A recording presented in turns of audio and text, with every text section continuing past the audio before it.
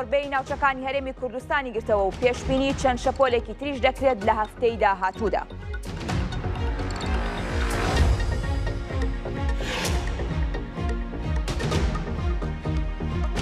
ئیمارات ئامادەیە بۆ بەشداریکردن لەو هێزە نێودەوڵەتیی بۆ کردنەوەی گەروی هورمز پێک دەهێنرێت و هەوڵی ڕازیکردنی وڵاتانی تریش دەدات.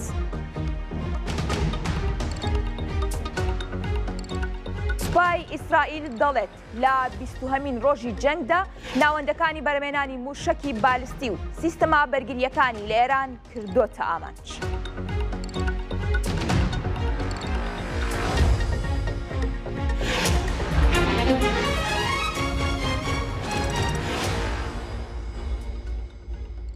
سەرۆککۆماری عێراق لە پەیوەندیەکی تەلەفۆنیدا لەگەڵ پزیشکیان هێرشەکانی سەر هەرێمی کوردستانی ئیدانە کرد و جەختی کردەوە لە چارەسەرکردنی کێشەکان بە گفتوگۆ.